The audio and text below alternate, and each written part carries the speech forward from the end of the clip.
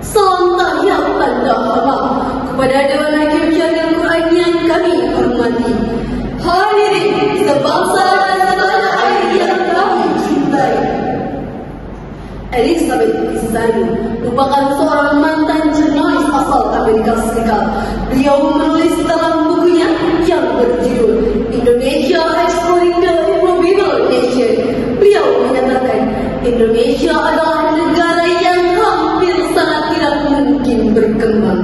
Hal ini merupakan ungkapan keraguannya sebab Indonesia hadir dengan 16.771 pulau, dihuni lebih dari 360 etnis dengan 719 bahasa serta 6 agama yang diakui di Indonesia, yakni Islam, Kristen Katolik, Kristen Protestan, Hindu, Buddha, dan Konghucu. Dalam konteks agama, negara Indonesia merupakan negara dengan konsep keberagaman agama terbanyak di dunia. Betapa menggemanya tentang lonceng gereja sebagai pertanda untuk waktu beribadah umat Kristen telah tiba. Sungguh semerbaknya Armadillo yang digunakan dalam ibadah umat Konghucu. Betapa syahdunya suasana ibadah umat Hindu berlangsung dan betapa merdunya aturan azan sebagai pertanda untuk waktu beribadah umat Islam telah tiba. Hal inilah yang menjadikan bangsa Indonesia unik dan menarik di mata dunia. Namun kita tidak dapat menutup mata sebab keberagaman ini apabila tidak kita jaga dan kita lola bisa menjadi sumber konflik, baik konflik antar suku, Etnis, bahkan agama yang pada gilirannya akan meruntuhkan masalah negara. Bahkan hadirin bisa menjadi target dan sasaran oleh pihak-pihak yang tidak menginginkan Indonesia menjadi negara yang kuat, hebat, dan bermartabat. Tentu sangat berbahaya bagi tegaknya pilar persatuan dan kesatuan serta kerukunan umat beragama. Kita umat Islam Indonesia sebagai penduduk mayoritas di negeri ini harus mengerti dan memahami konsep keberagaman agar kita bisa menjadi garda terdepan sehingga kita dapat menjadikan keberagaman sebagai pemersatu bangsa. Sebagaimana semboyan kita, Bhinneka Tunggal Ika, berbeda-beda tapi tetap satu jiwa. Timbul pertanyaan, bagaimanakah sikap kita dalam menghadapi kehidupan yang penuh dengan keberagaman ini? Sebagai jawabannya, merawat kerukunan umat beragama dalam bingkai kebinekaan adalah judul syarahan Al-Quran yang akan kami sampaikan dengan landasan firman Allah Quran Surah Al-Hujurat ayat 13 berikut ini.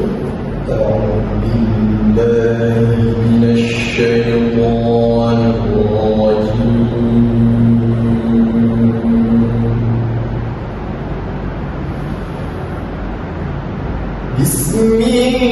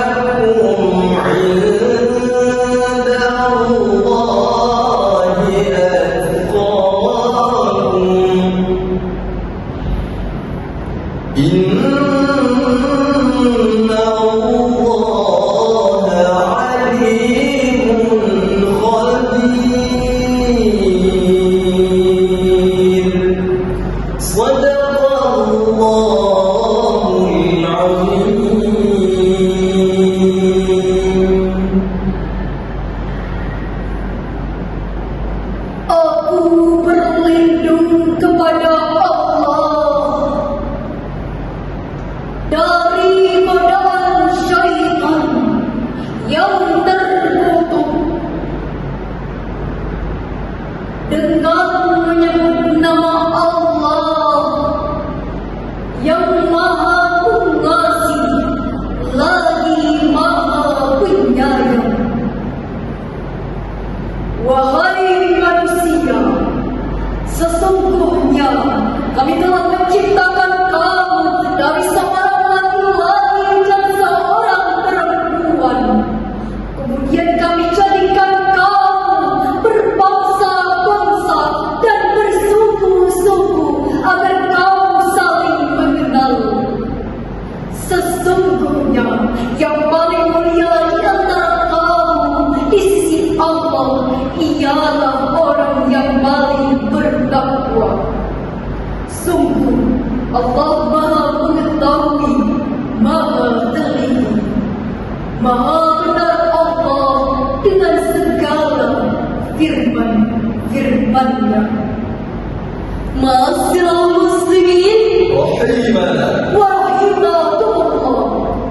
Di dalam ayat tersebut menjelaskan kepada kita semua bahwa Allah Subhanahu wa taala sengaja menciptakan kita berbeda-beda. Tetapi ingat, kita tetap bermula pada bapa dan ibu yang sama, yakni Adam dan Hawa. Oleh karena itu, Allah Subhanahu wa taala sengaja menciptakan perbedaan antara manusia satu dengan manusia lain untuk saling mengenal, saling menghargai dan saling bertoleransi di antara kita. Namun yang terjadi justru malah sebaliknya, saling menghujat dan saling menghina. Kementerian Komunikasi dan Informatika Republik Indonesia telah merilis data sejak tahun 2018 hingga sampai saat ini. Setidaknya terjadi 3.640 kasus SARA yang terjadi di media sosial. Belum lagi konflik bersenjata di Papua terus terjadi antara oknum agama dan pemerintah saling caci maki. Bahkan baru-baru ini kumandang azan pun menjadi persoalan yang bikin sakit hati. Tidak hanya itu, kasus pembubaran paksa ritual pelajar Kristen di Tidau, Sukabumi juga menambah goresan luka intoleransi yang mencederai persatuan bangsa. Jika sudah seperti ini, tidak mustahil akan banyak dari kita yang awalnya bersatu menjadi berseteru. Betul?